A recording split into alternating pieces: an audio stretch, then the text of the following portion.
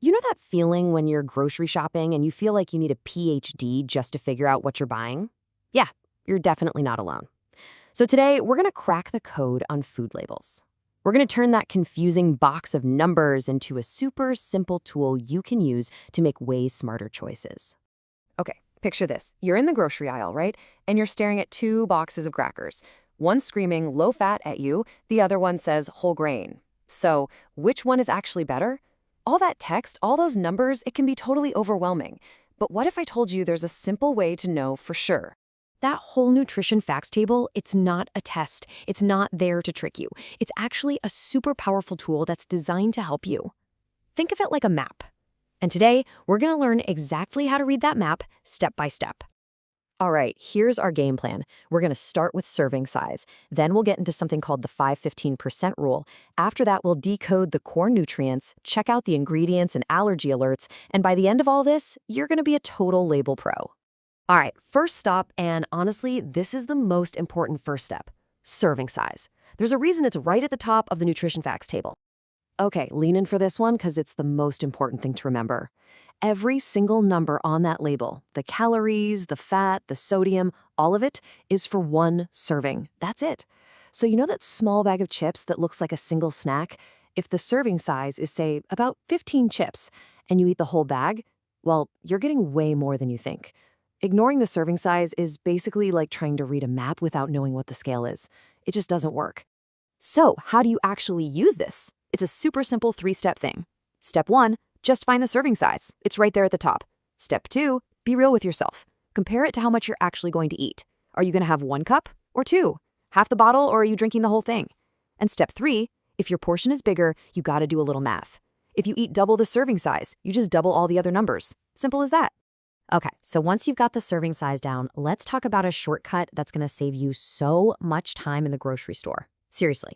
It's called the 5-15% rule, and it is an absolute game changer for comparing stuff really, really quickly. So, if you look on the right side of the label, you'll see that column that's full of percentages, right? That's the percent daily value, or percent DV for short. Its whole job is to give you some context. It tells you, at a glance, if one serving of that food has a little or a lot of a certain nutrient. And here it is. This is the magic rule. Sometimes they even print it right at the bottom of the label. Just remember this. 5% or less is a little, 15% or more is a lot. Seriously, just burn that one sentence into your brain, and you'll be able to decode any label in like 2 seconds. Let's go back to those crackers we were talking about. So, one box has 5% of your daily value of sodium. According to our rule, that's a little. The other box, it has 20%. That's a lot. See? Just by looking at that one number, you can make a better choice for you, no complicated math needed. It's really that easy. Okay, let's dive into the heart of the label now, the nutrients themselves. I know, this can look like a long, scary list, but we can make it super simple. Let's just break it down into 2 groups. Stuff you might want less of, and stuff you might want more of. So, on one side, you've got nutrients you might want to limit, things like saturated fat, sodium, and sugars. For these, using our rule, aiming for 5% DV or less is a pretty good strategy. Then, on the other side, you've got nutrients you probably want to get more of, like fiber, potassium, calcium, and iron. For these guys, aiming for 15% DV or more is a fantastic goal. Think about it with, say, 2 yogurts. One might have 18% DV for sugars and only 2% for fiber, but another could have just 8% for sugars and a solid 15% for fiber. That 5-15 rule just instantly shows you which one might be the better choice. So why does any of this even matter? Well, consistently eating foods that are high in those limit nutrients, we're talking saturated fat, sugars, sodium, can, over time, increase the risk for some serious health issues like heart disease, stroke, and type 2 diabetes. The label isn't judging you, it's just giving you the info so you can manage those risks. Now, the numbers tell a huge part of the story, but it's not the whole story. Right below that big nutrition table, you'll find the ingredients list. And trust me, this can be just as important for making smart choices. The concept here is actually really simple. The ingredients are always listed in order by weight, so whatever there's the most of is first, and whatever there's the least of is last.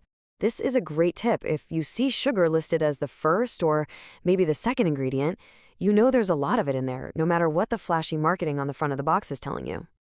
Okay, and this next part is absolutely crucial, especially if you or someone you know has food allergies. You'll see a contain statement. This is mandatory, and it clearly lists if any of the major allergens, like peanuts or wheat, are actually ingredients in the food. Now, a may contain statement, that's different. It's a voluntary warning from the company. It means an allergen isn't an ingredient, but there's a chance of cross contamination in the factory. Oh, and here's a little heads up. Keep an eye out for something new that's coming. There's a new symbol that will start appearing on the front of packages to make things even easier.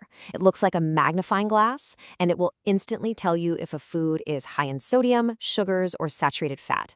It's another awesome shortcut, so you don't even have to turn the package over. And just like that, you've basically got all the tools you need to read any food label out there. So let's do a super quick recap of our 3-step plan to make you a total label pro. Okay, here's your plan, your 3 simple steps. Number 1, always start with the serving size and compare it to your portion. Number 2, use that 515 rule on the percent daily value column. That's your secret weapon. And number 3, give the ingredients list a quick scan for allergens and just to see what's really in there. That's it. With just those 3 steps, you can decode pretty much any label. You know, the whole point of a food label isn't to tell you if a food is good or bad. That's not its job. Its job is to give you clear, straightforward information, and now you have the tools to understand that info and make the choices that are right for you and your health goals. So I have a little challenge for you. The next time you're in the grocery store, just pick up something you buy all the time. But this time, take a second and actually look at the label. With everything you know now, what are you going to discover?